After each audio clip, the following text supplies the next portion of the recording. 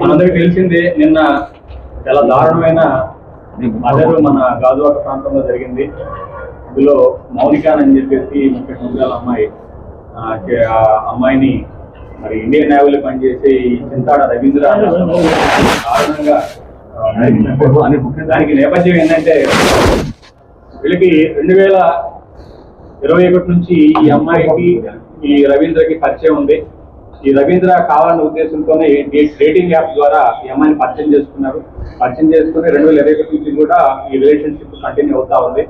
2024 ఇతనికి పెళ్లి అయింది. పెళ్లి అయినప్పటికీ కూడా ఈ అమ్మాయితో మరి రిలేషన్షిప్ కంటిన్యూ చేశారు. మరి ఈ మధ్య ఆవిడ అతని వైఫ్ ప్రెగ్నెంట్ అవడం వల్ల డెలివరీ కోసంగా పుట్టింటికి వెళ్ళింది. ఆ నేపథ్యంలో ఇంకా అతను అమ్మాయిని పిలిపించుకోవడం, ఒక రిలేషన్ కంటిన్యూ చేయడం జరిగింది. అయితే వీళ్ళిద్దరి మధ్య చిన్న గొడవలు స్టార్ట్ అయ్యి ఆ గొడవలో అమ్మాయిని ఏదో రకంగా చంపేయాల్సిన ఉద్దేశంతో అతను నిర్ణయించుకున్నాడు. నిన్న ఆ ఉద్దేశంతోనే నిన్న అతను అమ్మాయిని ఇంటికి పిలిపిస్తున్నాడు. ఇది మన ఎల్బీ నగర్ లో, గాజువాక ఎల్బీ నగర్ లో కీర్తి ఎన్క్లేవ్ ఫ్లాట్ నంబర్ 102 దాంట్లో ఇతను ఉంటాడు. అతను ఒంటరిగా ఉంటున్నాడు. ఇక్కడ ప్రెసిడెంట్ అమ్మాయిని పిలిపించుకొని పథకం ప్రకారంగా అమ్మాయితో గొడవ పెట్టుకొని అమ్మాయిని తీసుకేసాడు. అంటే చెప్పిన ప్రకారం ఏంటంటే ముక్కు నోరు మూసేసి సఫకేషన్ చేసి చంపేశాడు. చంపేసిన తర్వాత అతను ఈ డెడ్ బాడీని ఏ విధంగా డిస్పోజ్ చేయాలో అర్థం కాక దాన్ని కావాలనే ఉద్దేశంతో అతను ఒక కత్తి తీసుకుని ఆ బాడీని 3 ముక్కలు చేశాడు. గొంతు, తల, చేతులు, మొండి అన్ని కూడా సెపరేట్ చేశాడు. సెపరేట్ చేసేసి కాళ్ళన్నీ కూడాను ఒక సూట్ కేసులో ప్యాక్ చేశాడు. అదేవిధంగా మొండి భాగం ఫ్రిడ్జ్ లో పెట్టాడు. ఈ తల, చేతుల్ని మరి అంటే 1 by 1 డిస్పోజ్ చేయాలన్న ఉద్దేశం అతని ఉద్దేశం.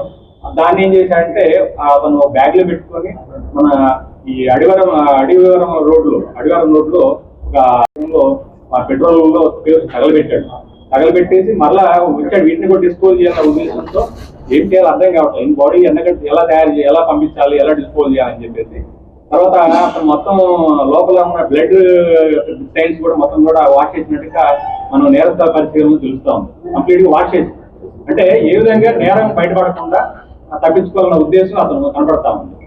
తర్వాత ఇప్పుడు ఈ డెడ్ బాడీస్ లో ఉన్న ఈ భాగాలు ఎలా డిస్పోజ్ చేయలేక అతనికి ఏం దిక్కు తెలియలేదు. ఈయన ఏం చేయాలో అర్థం కాక అతను పోలీస్ స్టేషన్కి వచ్చి సరెండర్ అయ్యడంగా తెలుస్తాం.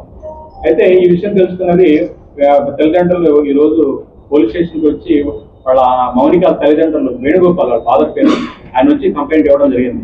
ఈ ఫాదర్ వచ్చేసి ఈ మన చిన్న కాంట్రాక్ట్ టీచర్ గా పనిచేస్తారంటే పెందుర్తిలో. అందరూ కూడా టీచర్ ఫ్యామిలీ అనమాట. మదర్ ఫ్యామిలీ టీచర్ పనిచేస్తా ఉండదు. అయితే ఈ అమ్మాయి డిసీజుడ్ ఈ మౌనిక ఈ ఇంతవరకు చదువుకుంది. పంజాబ్ నేషనల్ బ్యాంక్ లో ఏదో ఆఫీస్ సబార్డినేట్ గా పనిచేస్తుంది. కాంట్రాక్ట్ బేసిస్ టెంపరీగా పనిచేస్తూ తర్వాత అప్పుడప్పుడు ఖాళీ సమయంలో ఈవిడ ఈ మ్యారేజ్ ఈవెంట్ కూడా అటెండ్ అవుతా ఉంటుంది. అయితే ఈ కేసు నమోదు చేస్తున్నారు. కేసు మన మర్డర్ కేసు కింద. అదేవిధంగా ఇది ఎవిడెన్స్ ను తారుమారు చేయడం కోసం, అంటే కనపడకుండా మాయం చేయడం కోసంగా అతను ప్రయత్నించినట్టుగా ఆ మర్డర్ కేసుతో పాటుగా 201 ఐపీసీ అంటారండి. ఆ కేసు కింద కూడా కేసు నమోదు చేయడం అయింది. ఈ దర్యాప్తు స్టార్ట్ చేయడం అయింది. సిఐ గాజువాక ఈ కేసు దర్యాప్తు చేస్తున్నారు. అయితే ఈ కేసులో ఈ ముద్దాయికి కఠిన శిక్ష పడే విధంగా అన్ని రకాలుగా సైంటిఫిక్ ఇన్వెస్టిగేషన్ చేయడం జరిగింది. టెక్నికల్ ఎవిడెన్స్ కూడా దీంట్లో మేము అన్ని రకాలుగా వాడుతా ఉన్నాం. ఇతనికి ఏదో ఎట్టి పరిస్థితుల్లో మంచి గట్టిగా శిక్ష పడాలన్న ఉద్దేశంతో దానిలో భాగంగానే ఈ రోజు ఆర్ఎస్ఎస్ఎల్ టీమ్స్, క్లోజ్ టీమ్స్ కూడా ఈ రోజు పోలీస్ స్టేషన్ నుంచి రావడం జరిగింది. చీనాపేట్స్ అదేవిధంగా ఎక్కడైతే ఈ బాడీకి డిస్పోజ్ తల మండాన్ని కూడా అక్కడ ఆ చేతుల్లో తగలబెట్టారు. ఆ ప్రదేశం కూడా విజిట్ చేయడం జరిగింది. ఇవన్నీ కూడా సీజ్ చేసి మన పోస్ట్ మార్టం నిమిత్తం కేజీహెచ్కి పంపించడం జరిగింది. అది ఈ మధ్యనే అన్నట్టు తెలుస్తాం.